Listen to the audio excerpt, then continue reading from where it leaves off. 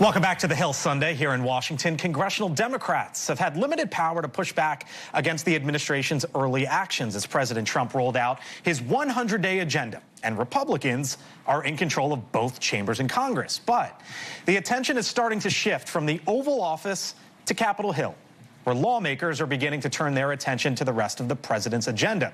The upcoming months possibly present Democrats with an opportunity to make pivotal decisions that could directly impact the president's policies. It comes as the Democratic Party itself is trying to figure out its next steps. And as some key leaders signal, they might have even bigger plans. Joining us now is the Congresswoman from Pennsylvania, Madeleine Dean, with us once again. Congresswoman, nice to see you. Thanks for being with us here.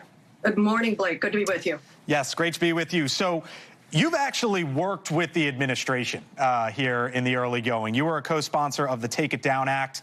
As you know, that was an initiative also pushed by the First Lady. The president, we believe, is expected to sign it sometime soon.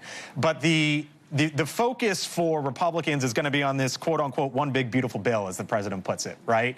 Which are a lot of the campaign promises that he made out on the trail. How, if at all, are Democrats maybe or maybe not going to work with him, especially since Republicans have signaled that they're going to go at it alone? Well, it's good to be with you. And I do want to say that while there are many things I have disagreed with in these first 5 days or so of the Trump second administration, I am very happy that the president and the First Lady got behind legislation that I've introduced several Congresses now, Take It Down. And it passed. It passed unanimously out of the Senate, Klobuchar and Cruz over on that side, and then Salazar and I on the House side. We got it passed just last week. So something really good has happened. What it does is it requires social media platforms to take down non-consensual, either fake, AI-generated, or real intimate images. Finally, we are going to do something to protect our children, our girls and boys, but also, of course, victims are often men and women. But I'm very excited about that. So something to brag about there and to work with the president on. So thanks to the president and the First Lady. In terms of what we're going to do in reconciliation and the budget, you can see that this one big beautiful bill is not coming together. We just got word of what next week looks like. Man, oh man, it's stripped out because the Republicans can't seem to move forward with this one big beautiful bill.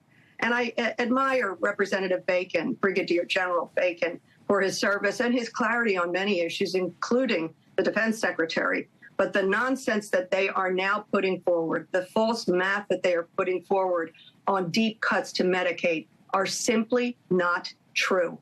92% of non-disabled folks who receive Medicaid are working. Folks under 65, 92% of them are working. So this false notion, we need more people working, that offends me because it's relying upon an old chestnut, an old bigotry, that those who receive Medicaid are somehow just not willing to work. It's not true. One of the things that I took away from Congressman Bacon, Congresswoman Dean, is maybe there's just going to be a clean extension of the tax bill, right? He sort of talked up that possibility. And in 2010, Democrats voted to extend the Bush tax cuts. In 2012, Democrats enshrined permanently some of the Bush tax cuts. If it gets to the point, Congresswoman, where it is just a clean extension, keeping the tax code as it is, do you find it your responsibility? Do you find it incumbent upon you to pass that so that taxes don't increase? I can imagine that that might be what they get down to. But what was very interesting and what is always left out of the conversation is the massive tax cuts to the billionaire class. That's really what all of this is about. All of the Doge cutting, which has been so ineffective and so hazardous and so harmful. The end game is to continue large tax cuts to the wealthiest among us. And you know what is always surprising to me? Republicans are about reducing the deficit. This will not reduce the deficit. This will blow up the deficit. Deficits have exploded, over the years, both administrations, Democrats, Republicans, as you know. Tariff policies, you describe them, Congresswoman, as reckless, the president's tariff policies. But I saw a story in your state, both in your district and just down the road, near Harrisburg this week, 2 plants going idle. One of them, by the way, was visited by Pete Buttigieg and Governor Shapiro, your governor, just last summer. They're going to go idle this summer and hundreds of jobs lost. Here's what the president recently said on manufacturing, and I want to get your reaction on the other side. And I think it's going to be something that's going to bring a lot of wealth back to our country, tremendous wealth back to our country, actually. And other countries are understanding it because they've been ripping us for 50 years. Given what you've seen, Congresswoman, in your own state and in your own district, how do you square the president's policies with him trying to revive manufacturing? I don't know anybody who doesn't want to bring manufacturing back to the United States. That's in part why we passed the massive Chips and Science Act. So I applaud the notion that we want to bring manufacturing back, but you can't do it this way. This is absolutely reckless. Businesses are paralyzed, both here and globally. I just came back from Europe, and folks, the American Chamber in Denmark, for example, or in the UK, they're baffled by this. This is not sensible policy. This is not going to drive manufacturing back here to the United States.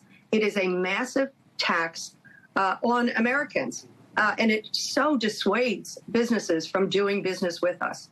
You know, you were talking with Don Bacon about the president giving a little reprieve to the auto industry or to the ag industry.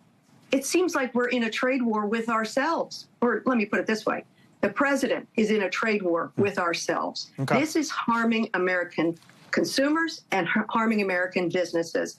We all want manufacturing here. It will take years to bring it back, and it has to be done through sensible tariff policy. All right, here's some of what I'm seeing, Congresswoman. Bernie Sanders in your state this weekend.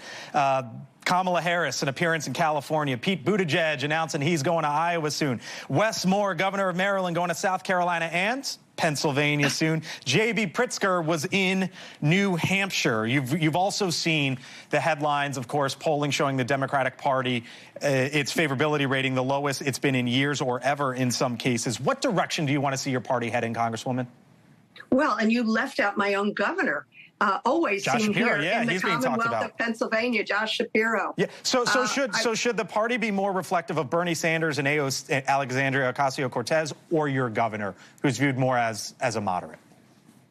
I think what we should be is true to our values, and our values are caring about 2 things, and from that so much stems. We care about the economy and the cost of living, what the cost of goods are, and how we give people a break on that. And we care about the vulnerable. We care about our children. We care about their education. And so if we focus on the economy, we focus on educating our children and taking care of the vulnerable. And I would say to you that all of those names you just mentioned reflect those values. All right. I got to leave it there. Congresswoman Madeleine Dean is a Democrat from Pennsylvania with us once again. Nice to see you. I'm sure we'll talk again soon.